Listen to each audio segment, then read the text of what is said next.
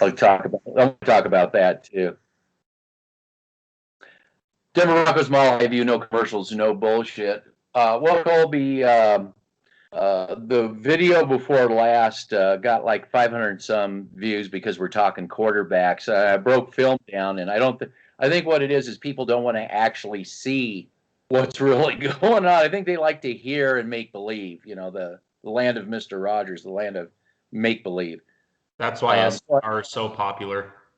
Well, when I came back from doing that little stand up at the stadium, Cecil Whammy was getting they were getting in him in particular was getting into the excuse making of Mark Schlereth's proclamation of Aaron Rodgers, and what he was saying in one of the things he was saying is that Death Valley is really good at spinning things, and he was celebrating in that because, but what he didn't tell the audience is that he is a part of that sports talk radio is a part of Dove Valley. It's an extension, an adjunct of Dove Valley. And I like to think what we're doing here is called breaking the narrative. And you got people that say you guys are evil, that they have their own, they like make highlight reels when we're trying to really break things down. We're not making highlight reels. I mean, they're included in what we're talking about, but we're going right across the board with everything. So this last week, I thought it was a good idea to look at the last game of the season. And, it wasn't like John Gruden rolled out of bed and came up with this, I got this amazing idea of how to attack the Denver Broncos. What we saw with the Las Vegas Raiders was their approach was not any different than any of the other teams that faced the Denver Broncos, with maybe the exception of the Titans, who is more of a run-heavy, that's just what they do, run-heavy team. But teams feel that they don't really need to run because they can make that up in the attacking the linebacking section in their passing game. So the emphasis really for the playing the Denver Broncos is not to have to run the football. Now, the solution to all this, according to Dove Valley, was to go get Darby and Fuller, and they are good, but as good as they are, they're not Deion Sanders, they're not they're not Champ Bailey, and you can't just leave them alone. So what I believe is really going on here. It isn't really a Simmons or a Jackson thing. It's really not the corners. So everybody wants to say corners, corners, corners. I don't believe it's even the corners either. I think it's a player personnel problem, and a player personnel problem that is created by the front office and a philosophy hatched out of a philosophy of, don't worry about the middle. We'll be hard on the edges. And I call it 90s football. So I'm going to leave a link to the video. People can the film breakdown. People can look at, because people think we just roll out of bed and make stuff up. And what did you see? You saw it before I even made the video. I mean, you were looking at that all 22 long before I ever made the video. But can you give me some of your take on what you saw that I did, and plus what you've already seen, and what's the takeaway for the average fan out there? So my takeaway, I'm going to start off with the defensive side of the football, and then I'm going to segue into the offense because I really like how you broke down the offensive schematics from Pat Shurmur, and I want to get into that. But I'm going to talk about the defense first. I think you're right on the money with everything that you said on that video. I think that you have been the lone voice out there for 5, 6, 7 years now saying that we need help in the linebacking core and we need help in the front seven in general. That is the one thing I took away from that film breakdown is there is no pass rush. There's no coverage linebackers except for like 1 or 2 plays from Alexander Johnson, but that's very rare, and that's once rare. In a yeah, rare. And Josie Jewell constantly can't shed off blocks. He can't tackle running backs. He keeps going high, not low. This all correlates to what I've been saying since Fangio's got here. He does not have the player personnel like he did in Chicago, San Francisco, Carolina, New Orleans back in the day when he actually had good defenses and when they were actually stepping up and producing turnovers. I like that you brought up that the Broncos have had a hard time producing turnovers. They've had a hard time. They've had a hard time producing turnovers since 2015. Okay. Yeah. Can I just stop you for a second?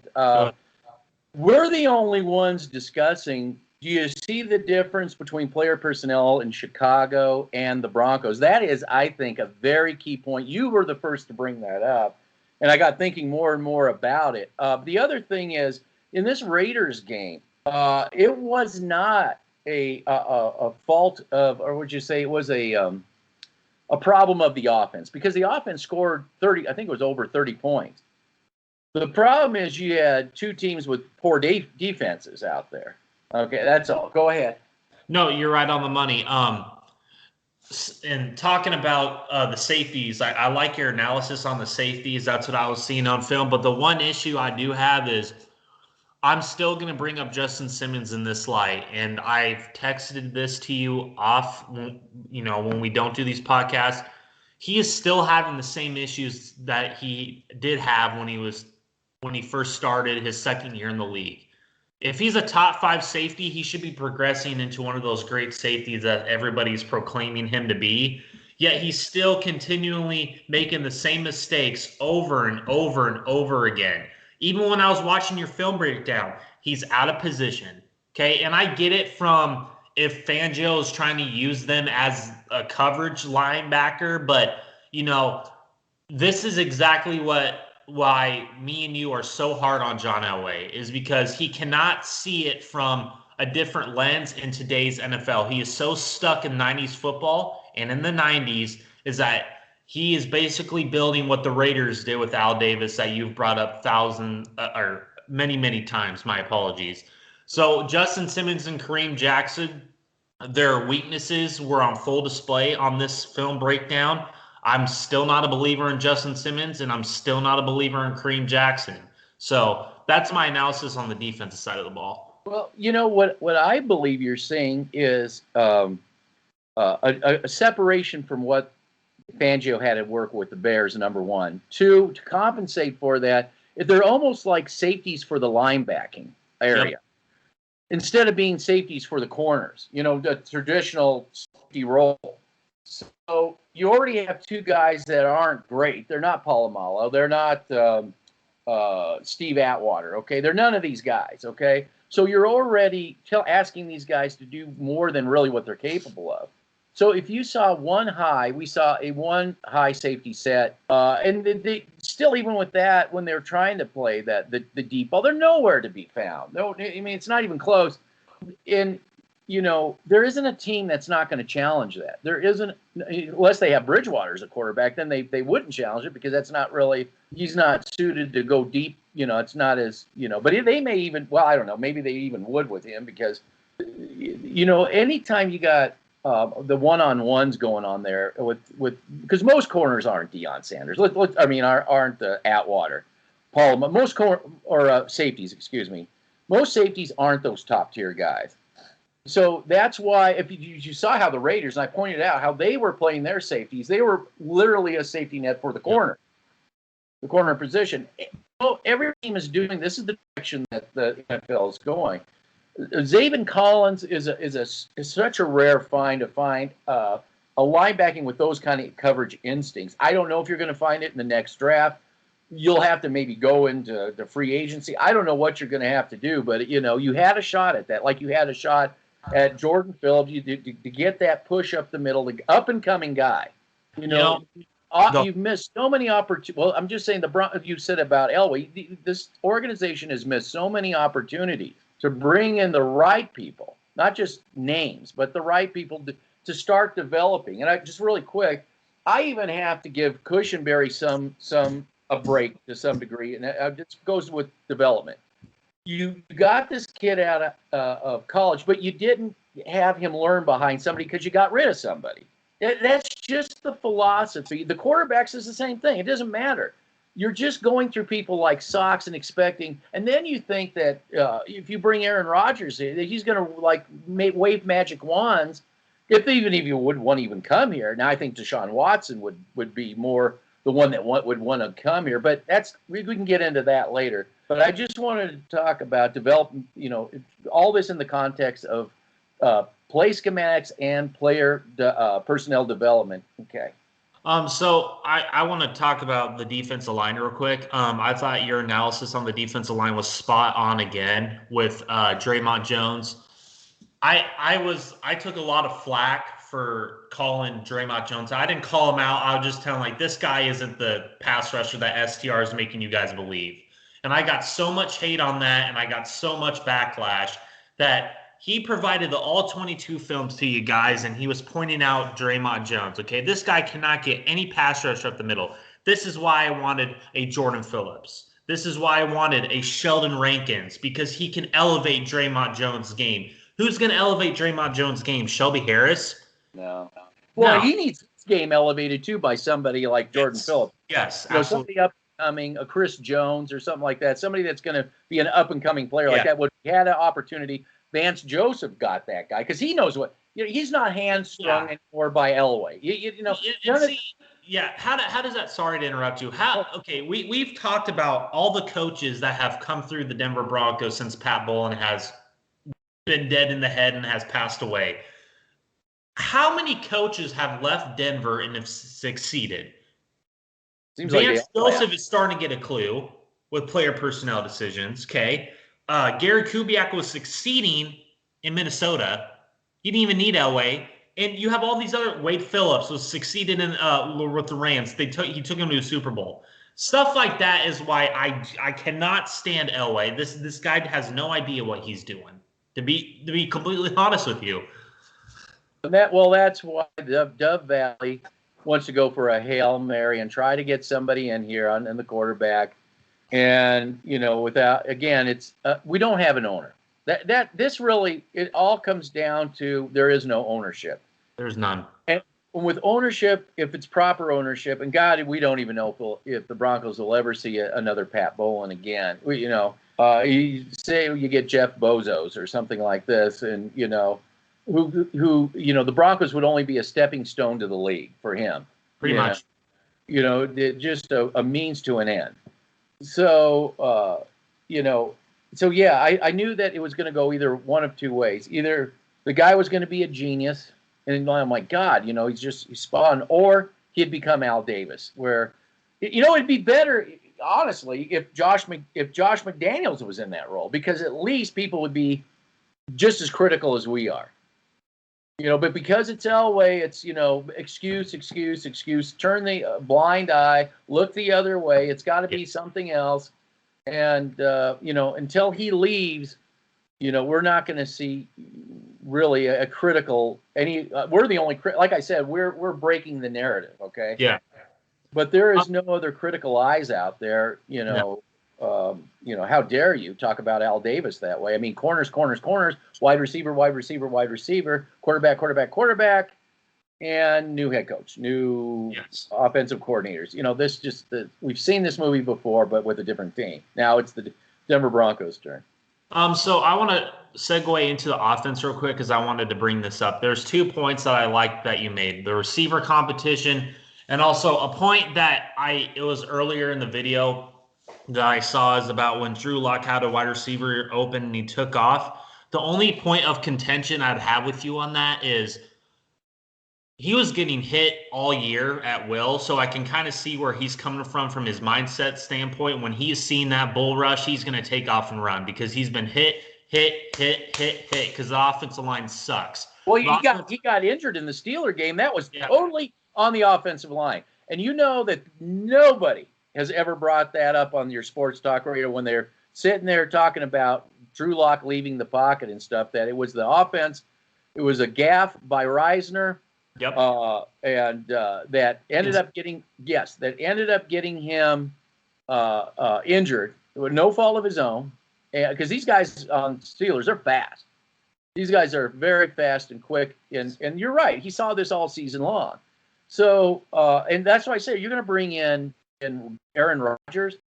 And my biggest complaint of Aaron Rodgers, I was never a big Aaron Rodgers fan because I always felt that Aaron Rodgers thought he was Ben Roethlisberger, put himself in stupid situations. Fans love it, but he would end up getting himself injured. Now, the older version of Aaron Rodgers now I think is a little smarter than that, but he's the older version of Aaron Rodgers. This offensive line is still yet, in my opinion, to show that they can actually protect or keep somebody like a Rodgers, Bridgewater, whatever the case may be, protected and not end up getting them injured as well. Yeah. I there are some throws in the game from Locke that I actually liked. Look, when I'm watching the film, I'm trying to see how comfortable players look, and Locke looked like he was getting comfortable in that offense. But another point of contention I have, you brought up a great point again, and I'm happy that you brought this up. That goal line touchdown that Locke threw. Like you said, that was a Rich Scangarillo play, and we got rid of that for Pat Shurmur, who couldn't score. He ran it 2 times. You brought it up. He can't even draw up a good goal line play. He can't even draw up a good play to get in the end zone from the 1 or 2 yard line. Okay, this is how poor of an offense coordinator Rich Scangarillo is, because he has to take things from like Rich Scangarillo and Mike Munchak to make his offense look somewhat playable, somewhat decent. So, I was never a big fan of the Pat Shurmur hire. I wanted to keep Rich Scangarillo because that fits Locke's skill set. But who pulled the rug under Locke? Oh yeah, it was Elway. Okay. Oh yeah, it was all Fangio. Remember, it was all Fangio. No, not Elway. So that's the point of contention I have with these fans that are going to comment is, well, that was a Pat Shurmur play. No, that was a Rich Scangarillo play because they were running the 3 to 4 tight end set. Okay, and Troy Fumagalli got the touchdown. Okay, I know that was a Rich Scangarillo play, Mike Munchak play, because Pat Shurmur runs 3 wide receiver sets. Yeah, and I just want to bring up this whole concept of bringing Shurmur in a bigger context, that you won't hear. And again, these are the things you won't hear anywhere else. Yes. Maybe that's why we're slowly getting, people are they want to hear something a little bit more refreshing. But, and I've long said this, when teams get into bringing in new coordinators, bringing in head coaches, bringing in GMs, these things, all new, you get into this conversation among the front office, all the office people saying, and coaches, okay, getting together and saying, well, I didn't draft that guy. He's not my guy. This over here, that's not my. I want to get my guy in. So you get on this what I call a merry-go-round of, okay, then they get rid of people and then bring in people. Then they get fired, and then the next bunch come in and say exactly the same thing. And it's a perpetual talk show. It's just a perpetual shit show.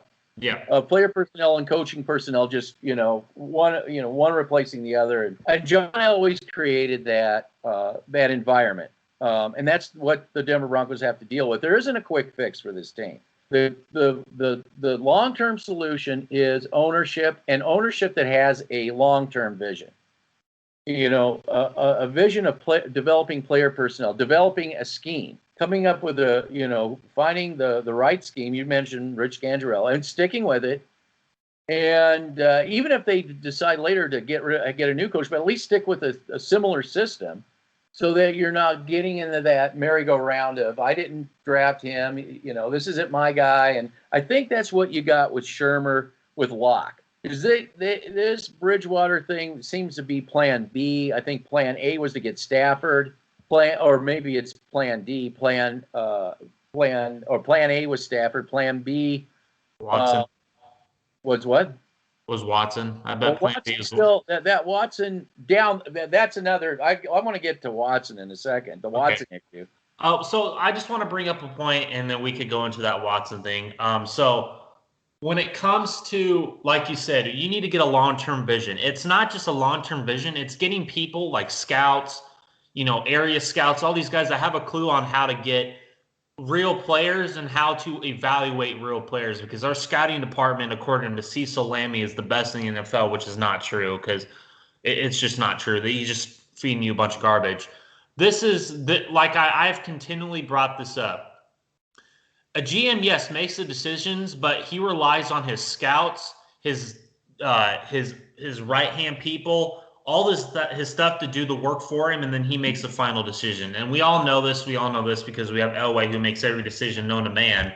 But yeah, well, that's what I'm saying. I don't know if I can't gauge the scouts because remember what we saw in the draft. It just seemed like it was a total 180. It was a total 180 when it hit that third round. The first and second round were Elway, Shermer, and there was a total 360. Yeah. So, I don't know. It does. And again, you got scouts, but if you don't utilize them. Yes. Yeah. So, go ahead. I'm sorry. No, you're good. That's all I wanted to bring up. You can talk about Watson now. Well, I'll talk about him a little bit later. We were talking about wide receiver competition between Tyree Cleveland and Judy, and I'm just, I'm getting sick and tired of the excuse making for Judy. I'm hearing by everybody out there. Stop it. Here's something I didn't bring up in the film, but just in the first half, you had Cleveland. He can draw flags. He can draw the holding flags because he's a handful out there, and you don't get that with Judy. Judy's kind of trying to stay on his own little island out there, and it's not working. He doesn't like getting into traffic, and stop making excuses. Hamler was catching the ball. He wasn't dropping it all over the place. Sure, a drop is one thing, but you just in the crappy route running because you're not sure whatever, and you're supposed to be the best route runner. These guys didn't have that issue. No excuses. Why can't we have a wide receiver? Is it out of line to have a wide receiver competition? Well, because it's out of line because Jerry Jeudy was a first-round pick. By who? Elway. Exactly. You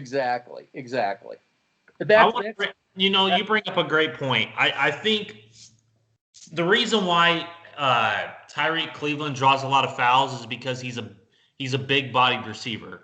I personally like big-bodied receivers is because if you have an inaccurate quarterback like a Drew Lock, they're going to be able to make up those weaknesses like Stephon Diggs with Josh Allen, like Mark Andrews, the tight end in Baltimore, Chase Claypool with the Steelers. Well, this is going to go over good with people. I'd say the same thing with Tom Brady. Brady with Mike Evans and Chris Godwin, absolutely. With Randy Moss back in the day, with Rob Gronkowski. So I'm sorry to interrupt you. You were going on. Sorry. Go ahead. So, like I've said continually, I hated the pick of Jerry Jeudy. I'm still going to stand by it. You pass up on Tristan Wirfs. You get Jerry Jeudy, okay? Your film breakdown. Tyree Cleveland is not scared to go in the middle of the field. Every time I watch the film on Jerry Jeudy, he is scared to get hit. He is scared, and that is not going to translate well in the National Football League. That's why you saw the drops. That's why you saw let's say, the attitude problems is because it isn't college anymore. These are grown men who are schematically game planning against you specifically, Jerry Jeudy. So I just want to, I'm in full agreement. I'm on the board with you. Stop making excuses for Jerry Jeudy, who was a first-round pick by the director of player personnel, John Elway. And here's this. For those people that say, want to cling to he was a first round, cling to it, he's a first round. Okay, so let's just say Rod Smith is on the team. He's a walk-on.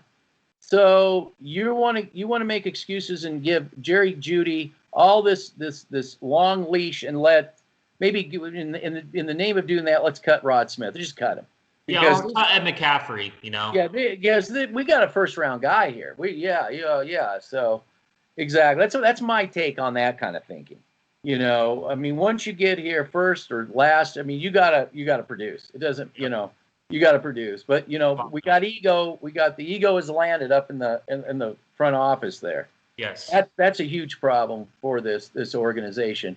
Now, what I was getting into with bringing Shermer the can of worms, is they cooked up this whole thing with bringing Teddy Bridgewater, and I think what you're going to see is this lame Shermer football.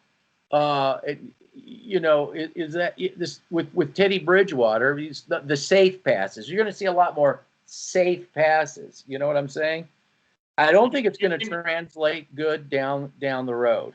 Okay, I just don't think so. I think you brought up a great point here.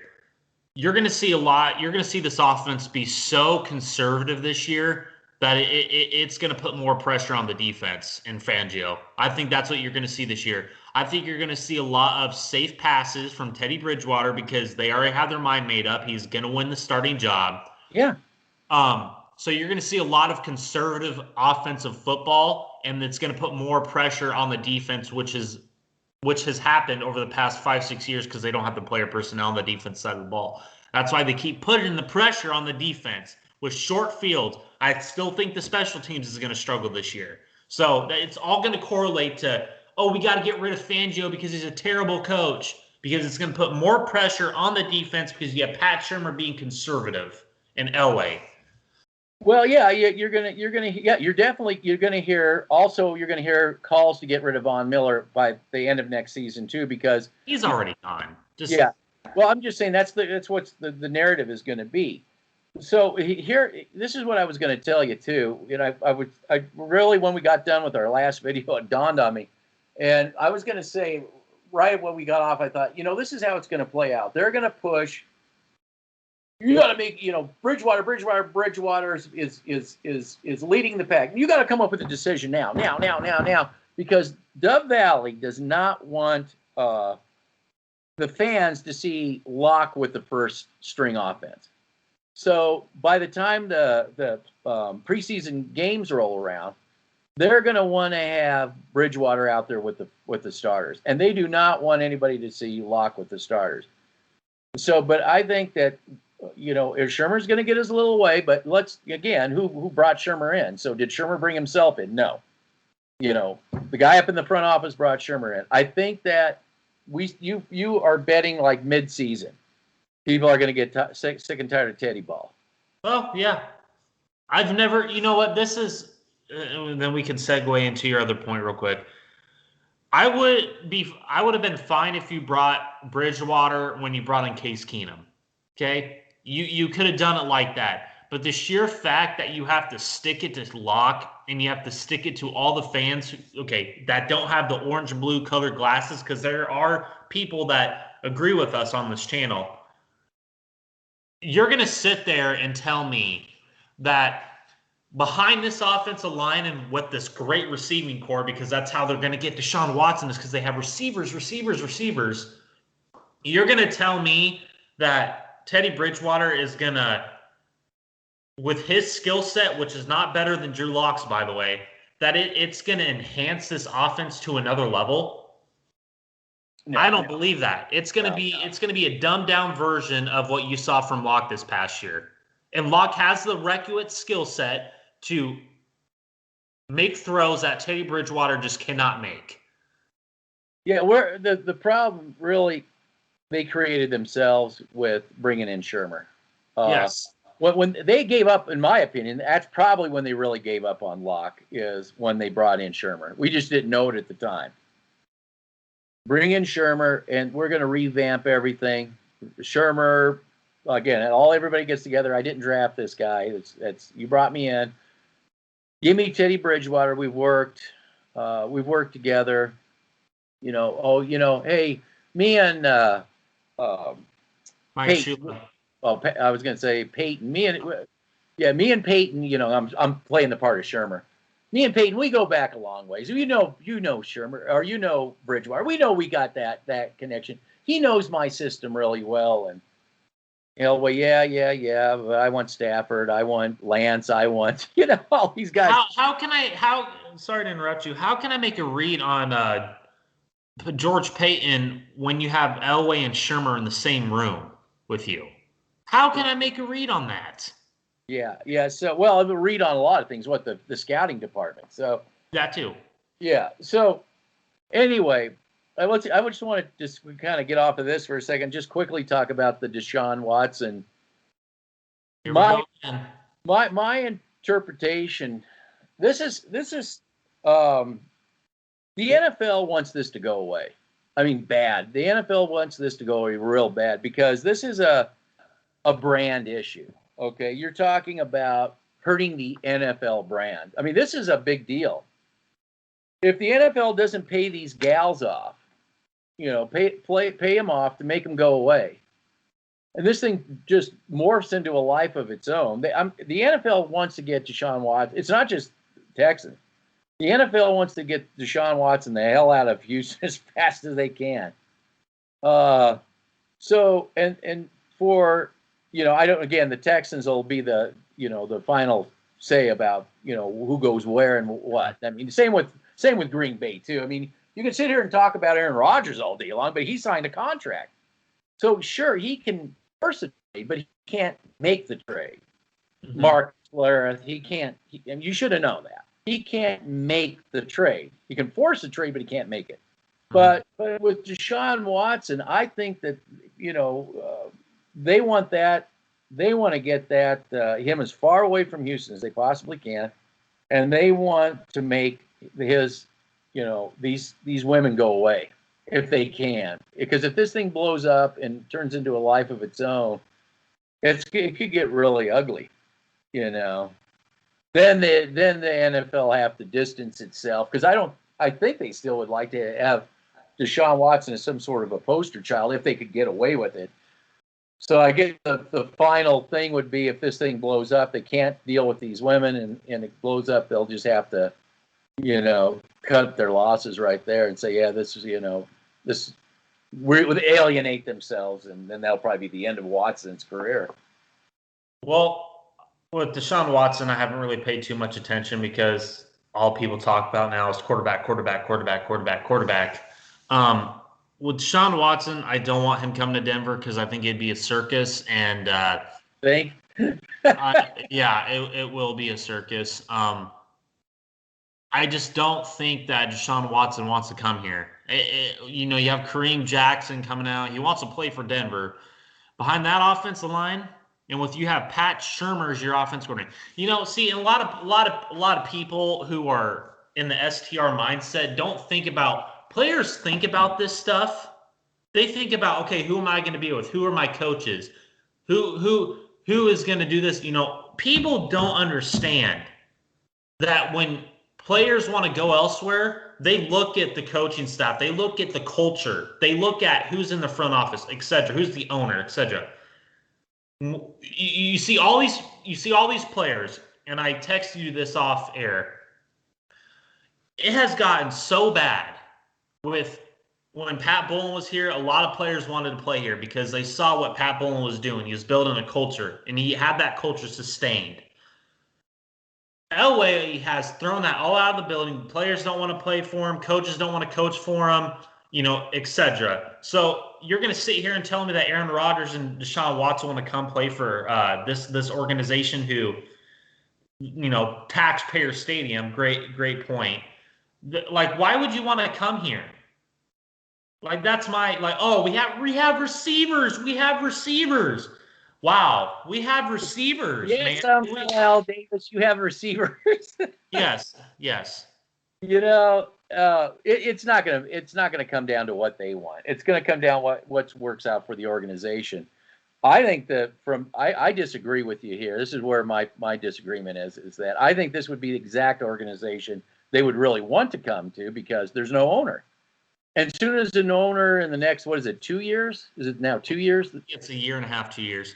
2 years, they can say, look, I got 2 years of my contract knocked out. Now I can legitimately say I want traded. I want out of this contract, or they can stay if they wanted to stay. But they would have an option to go elsewhere. Maybe Rodgers would probably be less apt to like that. That would be something somebody young like Deshaun Watson would like.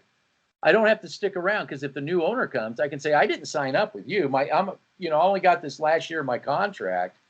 I'm a free agent at this point. Brady did it correctly. He evaluated. Make your point. He evaluated all the teams. He saw, what they put together, and they knew that it gave him the best chance to succeed. Same with Peyton Manning. We were talking about Locke leaving the pocket because of the constant breakdowns all the time. Look at Mahomes. Once he didn't have that rock solid, his offensive line pretty much just disintegrated on its way to the Super Bowl.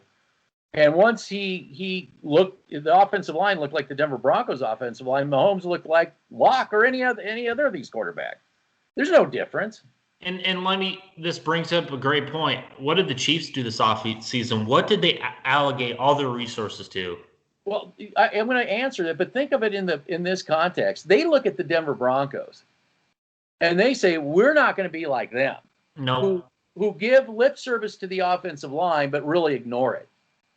And then send out sports talk radio to say, oh, don't look at this, because they've been doing that ever since before 2015. No problems here, no problem. We got Ron Leary, we got Ron Leary. No, it's all taken care of now. So they're just saying the same thing, the same Dove Valley talking points. That's not how the Chiefs operate. They know where the bread is buttered. They know the importance of building from the inside out. All the organizations, Tampa, Steelers, Seattle, Buffalo, all of them understand this. They had people commenting about Josh Allen. Oh, look at Josh. Look at what you're dealing with. I have all these Buffalo Bill fans that came to this channel. We did a hey, John Elway, ever heard of Josh Allen? Yeah, we did that, and we brought all these Bill fans came and said, your fan base, John Elway cannot be. They never would have been patient with Allen, because Allen he had like a shitty year. That first year was he was just like Locke his first year, if not worse. I mean, he was bad, and they wanted McDermott fired, because they even wanted him fired when they picked him. But the organization, didn't give up on anybody. And they built from the inside out. He got definitely a much better offensive line in front of him than the Broncos. But no matter who the quarterback was for the Broncos, it just it's again. So it answers your question about what did the Kansas City Chiefs do? Well, it's what they didn't do.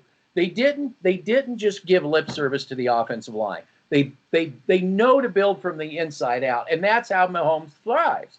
And we saw it in the Super Bowl. Once that line disintegrated, that was it for Mahomes. He didn't have a chance. And Brady didn't stop Mahomes. The Tampa Bay defense did. He looked worse than Locke. Yeah, and let me just say this, and I want to go. Thank you for bringing up the Bills, because me and this guy were going back and forth on one of your. I think it was our last video, the one with the quarterback competition. Me and him were going back and forth with Josh Allen. It's not just they stuck with Josh Allen, okay? Like you said, they started building, they got GM, they have an owner who sticks with the plan, and she's sticking with it. They went and got offensive line and defensive line players that could play in the National Football League. They had Jordan Phillips. You remember that guy? We wanted him in Denver. He went to Arizona. Then they got an offensive coordinator in Brian Dable, who they've had for 2-3 years now, who they're sticking with. They're sticking with it. Okay, they didn't fire him after 1 year when if he ever challenged the GM, or if he ever had his own way about it, like Rich Scangarillo did to challenge Elway. They didn't just cut his throat and be, oh yeah, we need to be the Chiefs. No, they stuck to what their player personnel is good at, and and that is the sheer fact of what happened. Okay, and I just want to bring up this other point with the Bills. They traded for Stephon Diggs. They didn't draft a receiver in the first 2-3 rounds, okay? They went out and got offense and defense of line players and coverage linebackers like a Edmonds, like a Matt Milano. But we can't do that in Denver. We can't do that. No. What we're going to do is we're going to use two safeties that aren't really as good as they're advertised. Yes. To do a job they really shouldn't be doing anyway.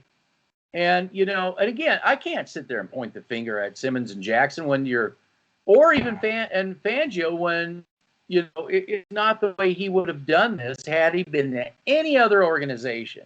Oh, look at all the thumbs down we got. Oh, go ahead. No, I just want to bring up a point. You say that you can't do this with Simmons and Jackson. I think I can with Simmons. I believe I can with Simmons, because here's the point of contention I have with the whole Simmons argument.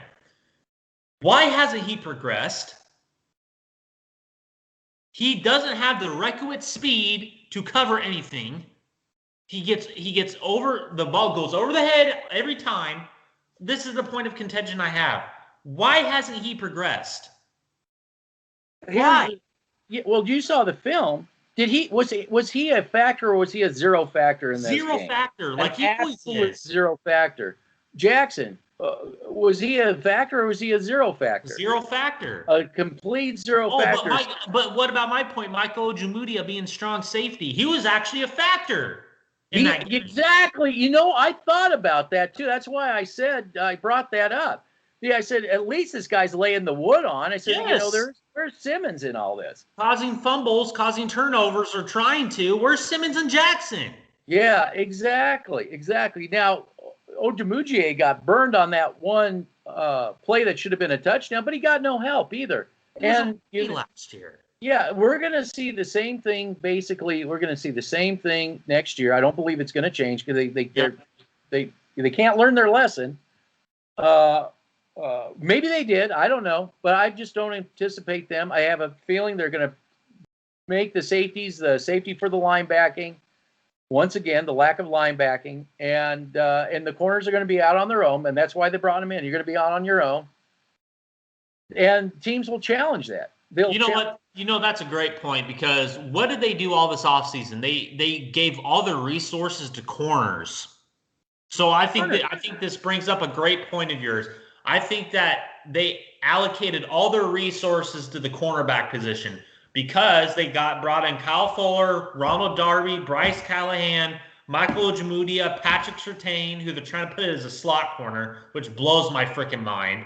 But yeah, you're right. You're right on the money. This basically proves your point.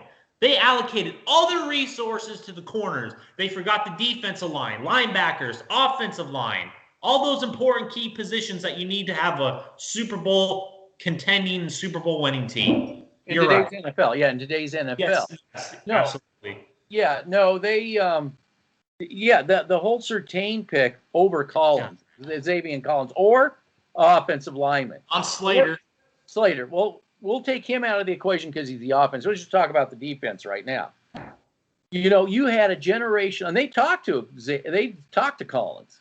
They talked to him. You didn't hear sports talk radio. They always mentioned what was it, Collins? What's the other linebacker there? Parsons. They only would talk about Parsons, who's not a coverage linebacker.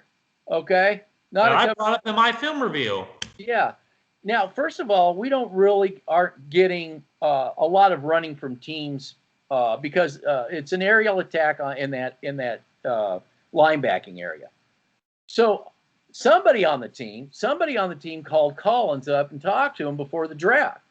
Somebody wanted him, and I bet that somebody was Fangio. I just got a feeling, because Fangio understands a generational player like that you put him there.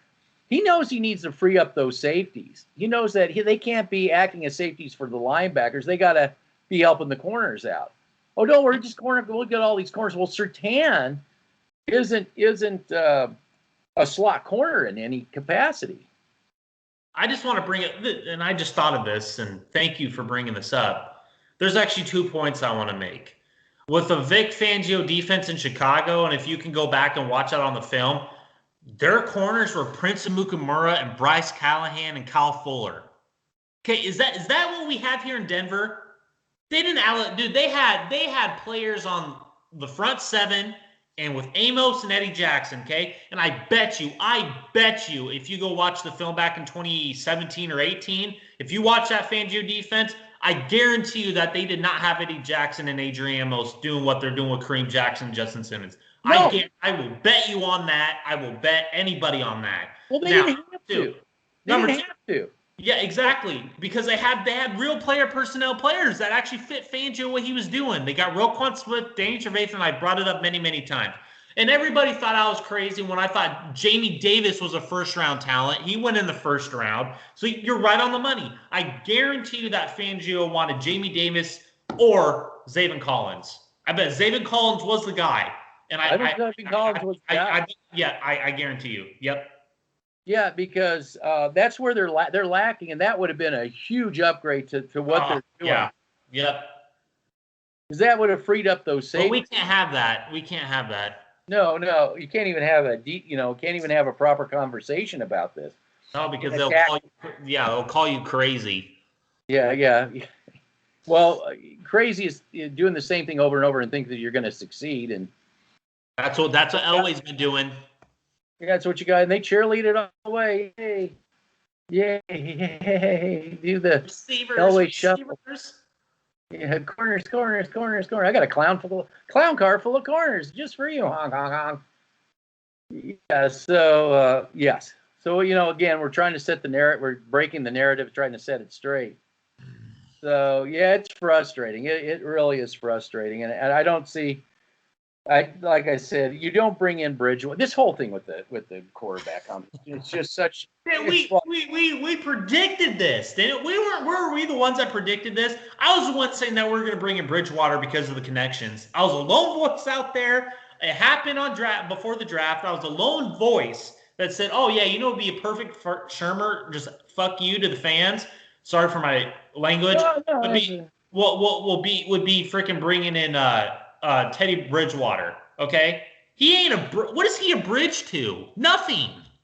Well, no, because the front office doesn't care about him. The front office says, "Okay, Shermer, I couldn't get Stafford, I couldn't get Trey Lance, I couldn't get Deshaun Watson. I couldn't get Aaron Rodgers. And who was the first person to say that was total bullshit? Yeah, me. Yeah, and what really upset me is that Lammy's sitting there. I dare you to hold us accountable. For doing that. And he says, "You think it's for ratings?" No, I think what happened, it was just bad information. But Slayer should have knew better than that. I mean, it doesn't. Aaron Rodgers isn't doing anything. It's the Green Bay Packers. That's where you'd have to get that in. What are the Packers doing? Yeah. So I think it was bad information. Okay, it was totally bad information. Oh, I think it was for ratings too. Come on, really? It was that, and it was for ratings. Come on, I guarantee you their program spiked up when they told us that Aaron Rodgers was coming to Denver. Well, yeah, maybe by default, but they were doing this before too with Sam Darnold, or not Sam, with Stafford, Matthew Stafford. Look at the other online platforms. He's coming here, and right after I do betting odds. Betting odds. Yeah, when I say this isn't going to happen, but you can go and be there. Go there. They got the microphones. I got a microphone. I should have brought it. You'll laugh your ass off. It's real. Gives me the football voice, and it echoes. We talk about football. Plus, they don't freeze, so that'd be good for you guys. Well, my kids are always online, or somebody's always online watching like some anime or something dumb, But this is dumb to them. This is the dumbest thing too. So we all do dumb things on, using up the little bit of I guess internet space we got, but traffic space. But the thing is that. Yeah, we were the first to say all this stuff, that none of this stuff was going to happen. It was it's just ridiculous. It's we try again. We're not, but we're the non-bullshit. We're that's what we're trying to. And we're GM centric, and that does not resonate. What people have been used to hearing, and that's what I like about this. This isn't what people have been used to hearing. It's anti what you've been used to hearing. So I like we had the Bills their STR just talked to us directly, said, "Man, you guys are like really brutal." And I said, "Man, we ain't screwing around here. We had an owner that didn't screw around, and we were just carrying on that legacy. Yeah, we're not here to get ratings, and that's for sure. And we're not getting paid. That's why I can show film. I'm not. If we were getting paid, I couldn't show the film because there's copyright and stuff, and that could still be a contention later on with YouTube saying that we can take your content and make money off of it, even though they're taking other people's content off because of calling copyright. Well, how can you be making money on my stuff regardless of whether you own it? This is supposed to be YouTube, before Google and got involved with it. So again, just be prepared that we'll have to move this, at least all the footage, somewhere else when I break down the footage. Yep. because the YouTube has said that they can monetize for their own gain off of our channel. This is a new policy by them.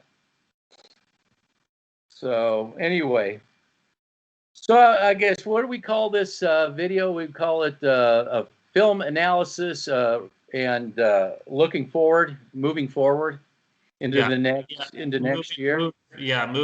See what happens here. I'd really like to see if you could go back and watch the Bears film when Fangio was there compared to, I mean, I could probably find it too. I could try on my end, but try and make the differences between a Fangio defense here in Denver and Fangio defense when he was in Chicago. Yeah, you said check 2017 out? Yeah, 17, 18. Yeah, when did we end up getting Fangio? Because that was my kid's 10th birthday then. It was 18. It was, yeah, because it was 2 years ago. Yeah. 2 years ago. Yeah, I'll double check that. I'll go and I got to tell you something. Looking at this video and writing it down and stuff, I didn't even do that great of a job as well as it should have been. Like with the I talked about the flags. There's just some things that I wish I would have kind of said, but it's a lot of work watching, and then I got to write notes. Yeah. Got to write notes. Then I got to copy stand footage. They don't make the footage so you can easily transfer it over digitally. I don't have a deck set up to go right from the online to, so I have to do old-fashioned copy stand work. I had somebody ask, how did you do this? How did you get it? It's just old-fashioned copy stand work, from the 50s, 60s, 70s kind of school. And then you're able to see that what we're talking about. Again, this is all for education purposes. I'm just doing it so that at least, I don't just, this is what I saw in the video. No, here's what I'm showing you. If you have a difference of opinion, I can respect that you have a difference of opinion. But, if somebody comes along and just says, you're dumb for thinking that, well, that's ridiculous. Yeah, I have a problem with that too. If you're going to come in here and say that you don't know what you're talking about, I'm not going to respect your difference of opinion because you're making yourself look like a freaking dumbass. Yeah. And, to save you from looking like a complete idiot, I'll probably delete those. But if you have something to say as to why you don't agree with me, then, yeah, I'll allow that. Yeah. I think that's more than fair. Yep. Yeah. But just a, off-the-cuff comment like, you're an idiot. Why am I an idiot? You're an idiot, but you can't tell me why I'm an idiot. Yep. So, yeah. So, okay, I'll go check out the Bears, the way they're, it's just, you're not going to see it. And they had to play Aaron Rodgers 2 times a year. Yep. So I'll make that point. Maybe I'll use Aaron Rodgers versus Aaron Rodgers kind of stuff. Mm-hmm. Well, you have anything else? Nope. I think that your video is spot on about everything we've talked about, and just go back and watch the Bears film, and you'll see. Hopefully, you'll see what I see. So yeah, I did want to bring up one other point. Is that if I can. I was just remembering that other point. You were brought up the defense. You brought up the defense. Oh God! I know I'm gonna remember right when I get off the. It was about bringing up the defense, and I can't remember. On right 7? now. No, just in general. It was the something about the defense in general. I was just I did say that particular game, it was more of a defensive collapse than it was an offensive struggle. But at any rate, this is what I was saying. We did a video. It was called "Deconstructing the Statistics on the Defense." Lying with using stats to lie for the defense. I thought that was one of our better videos that we did. And it got almost 0. We hardly got any views. And I think that was one of our better roundtables, to be honest with you. Yep.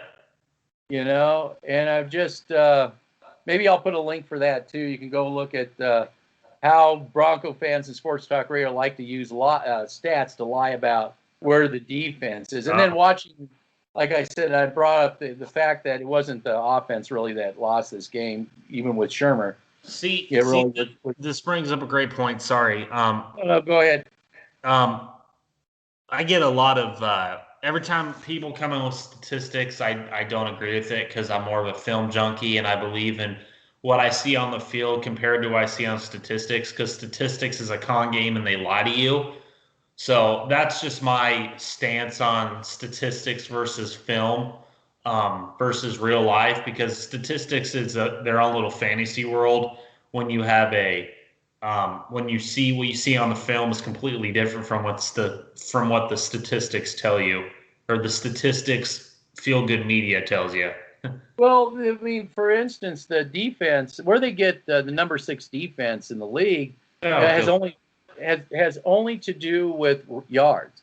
That's all it is they held teams to less yards. Okay, but you got to deep dive into those numbers. Why was it so? Well, first of all, special teams screwed up. They screwed up. Short fields. All the short fields. They got almost every game they had to deal with short fields, and some of it was their own fault. Some of it was the offense, some of it was special teams, and some of it was their own fault. And it's to me, it's a ringing endorsement for a 5-11 team when offenses all across the league are able to operate on a short field. For your opponents, all the opponents that you're facing are operating on a short field. It's a ringing endorsement that you are in fact a 5-11 team. I totally agree. So that's kind of why, and I'll put that link on there too that people can see. So that's about it. That's all I have for right now. That's all I have too. So I'll continue to collaborate with you and see what else STR brings up in the next few weeks because they got mandatory mini camp coming up and see how that goes. Yeah. So. Yeah. You know what's funny about this? The NFL football and NFL is how everybody's so afraid of injury. It's not like back in the college or whatever where you wanted to play more games. You want to play as many games as the baseball players played. I mean, you wanted to just keep playing games. Yeah. But here, I think that causes more injuries than just going out and get your hands, roll up your sleeves and get your hands dirty a bit. Pretty much. All right. Well, that's all I have to. So I'll go after this. I'll just go and see if I can even get to the year 2017-18. Okay. I'm sure I could. I don't know why I wouldn't, but I don't know for sure. I don't know what year I can. Okay. So, but I'll make that a point to look at that and deep dive into it. Cool. Yeah. Matter of fact, maybe even it'll bring some Bears fans to chime in on it too. Probably. Yeah, and say look, compared to what's going on with the Broncos. Yeah. All right. Hey, take care. Yeah, take care. All right. Bye-bye. Bye.